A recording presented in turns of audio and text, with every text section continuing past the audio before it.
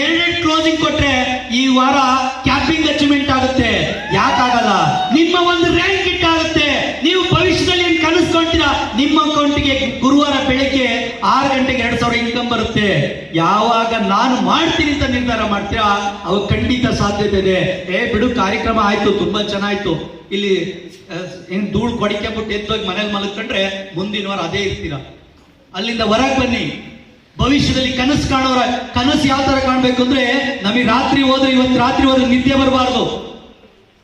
ಅಲ್ಲಲ್ಲ, ಅವರೆಲ್ಲ ವೇದಿಕೆ ಹತ್ತಿರು, ತೀರ್ಥಕುಮಾರ್ ಸರ್ ಹತ್ತಿರು, ಡೈಮಂಡ್ ರ್ಯಾಂಕ್ ಅವ್ರು ಹತ್ತಿರು, ಇವರೆಲ್ಲ ಹತ್ತಿರು, ನನ್ನ ಕೈಲಿ ಹಾಕಾಗಲ್ಲ. ಎಸ್, ನಾನು ಅವ್ರ ಹಿಂದೆ ಹಾಕ್ತೀನಿ, ನಾನು ಅಚೀವ್ಮೆಂಟ್ ಮಾಡ್ತೀನಿ, ಈ ಸಮಾಜದಲ್ಲಿ ಏನಾರ ಕೊಡುಗೆ ಕೊಡ್ತೀನಿ ಅಂತೇಳಿ ನಿರ್ಧಾರ ಮಾಡಿ ನಾನು ಹೇಳ್ತಾ ಬಂದೆ. ಒಂದು STD ಬೂತ್ ಅಲ್ಲಿ ಕೆಲಸ ಮಾಡ್ತಾ ಇದ್ದೆ. STD ಬೂತ್ ಕೆಲಸ ಮಾಡ್ಬೇಕಾದ್ರೆ ನನ್ನ 95ನೇ ಇಸ್ವಿ ನಮ್ಮ ತಂದೆ ಎಕ್ಸ್ಪರ್ಟ್ ಆದ್ರು. ಅಲ್ಲಿಂದ ನಾನು ಡಿಗ್ರಿ ಓದ್ಬೇಕಿತ್ತು. ನನಗೆ 6 ಜನ ಅಣ್ದಿರು, ನಾನೇ ಲಾಸ್ಟ್. 5 ಜನದ್ದು ಮದುವೆ ಆಗಿತ್ತು. ಒಬ್ಬ ಅಣ್ಣ ಎಕ್ಸ್ಪರ್ಟ್ ಆದ ಏಪ್ರಿಲ್, ಅದೇ 95 ಏಪ್ರಿಲ್ ಒಬ್ರು ಎಕ್ಸ್ಪರ್ಟ್ ಆದ. ಮತ್ತೆ ಅಕ್ಕ ಒಬ್ರು ಅಕ್ಟೋಬರ್ ತಿಂಗಳಲ್ಲಿ ಅಕ್ಕ ಒಬ್ರು. ಒಂದೇ ವರ್ಷ 3 ಜನ ಎಕ್ಸ್ಪರ್ಟ್. ಅವ್ರ ತಿಥಿ ಎಲ್ಲ ಮಾಡೋದ್ರೊಳಗೆ ನಮ್ಮ ಅಣ್ದಿರೆಲ್ಲ ಸುಸ್ತಾದ್ರು. ಬೇಡಕ್ಕೆ ಬೇಡ ಜೀವನ ಅಂತೇಳಿ ಎಲ್ಲರೂ ಅವ್ರ ಹೆಂಡತಿ ಕರ್ಕೊಂಡು ಹೊರಗೆ ಹೋದ್ರು.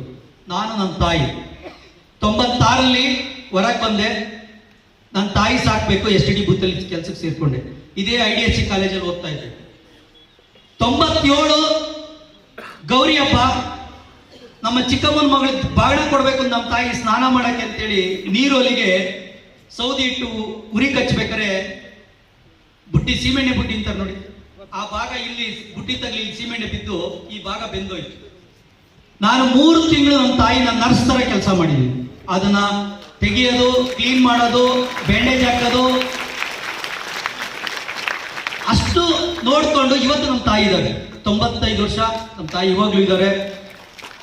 ಆದ್ರೆ ಅವತ್ತು ನಮ್ಮ ತಾಯಿ ಉಳಿಸ್ಕೊಂಡೆ.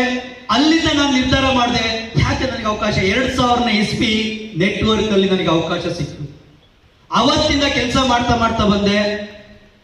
ಏನ್ ಜನ ನಮ್ಮ ಅಣ್ಣಿರೇನು ಹೊರಗೆ ಹಾಕಿದ್ರು, ಅವರ 3 ಜನ ಹೆಣ್ಮಕ್ಳು ಮದುವೆ ನಾನು ಮಾಡಿದ್ದೀನಿ. ಬೇಕಾದ್ರೆ ನೀವು ನಮ್ಮೂರಲ್ಲಿ ಕೇಳ್ಬೋದು, 3 ಜನ ಹೆಣ್ಮಕ್ಳು ಮದುವೆ ನಾನು ಮಾಡಿದ್ದೀನಿ.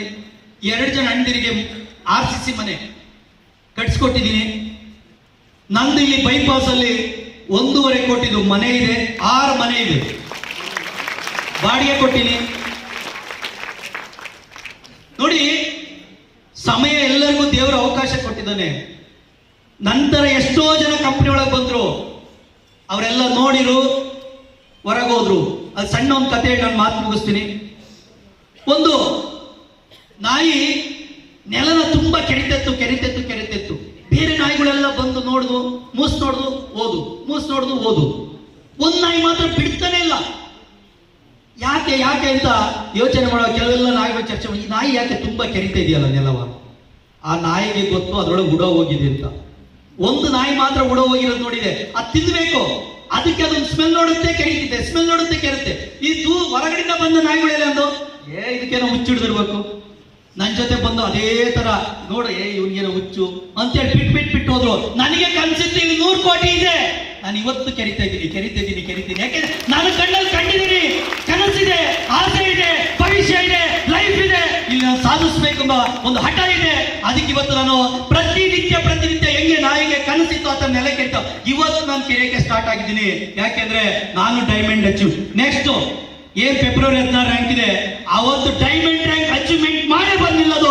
ಇವತ್ತು ಶಬ್ದ ಮಾಡ್ತೀನಿ, ಯಾಕೆಂದ್ರೆ ನನ್ನ ಕನಸಿದೆ 10 ರ್ಯಾಂಕ್ ಕಂಪ್ಲೀಟ್ ಮಾಡಿ ಬ್ಲೂ ಡೈಮಂಡ್ ರ್ಯಾಂಕ್ ಅಲ್ಲಿ ಬಂದು ನಿಲ್ತೀನಿ. ಯಾಕೆಂದ್ರೆ ಇವತ್ತು ಆಸೆಗಳು, ಕನಸುಗಳು ಪ್ರತಿಯೊಬ್ಬ ಮನಸ್ಸಲ್ಲಿದೆ. ಆದ್ರೆ ಅದನ್ನು ಅಚೀವ್ ಮಾಡುವ ಛಲ, ಶಕ್ತಿ ನಿಮ್ಮಲ್ಲಿ ಇರ್ಲಿ ಅಂತ ಹೇಳ್ತಾ, ಇವತ್ತೇನು ಇನ್ನೂ ಮಹಾನ್ ಗುರುಗಳು, ಇವತ್ತು MD ಸರ್, ಇವತ್ತು ನಮ್ಮ ಡೈಮಂಡ್ ರ್ಯಾಂಕ್ ಎಲ್ಲ ಸೀನಿಯರ್ ಗುರುಗಳು ಮಾತಾಡಿದ್ದಾರೆ. ಅವರಿಗೆ ಒಳ್ಳೆ ಅವಕಾಶಗಳನ್ನ ಕೊಡ್ತಾ ಅವ್ರ ಮಾತು ನಾನು ಕೇಳಬೇಕು. ಅದಕ್ಕೋಸ್ಕರ ಅವ್ರಿಗೆ ಸಮಯಾವಕಾಶ ಬಿಟ್ಕೊಡ್ತಾ ನನ್ನ ಮಾತಿಗೆ ವಿರಾಮ ಕೊಡ್ತೀನಿ. Thank you so much.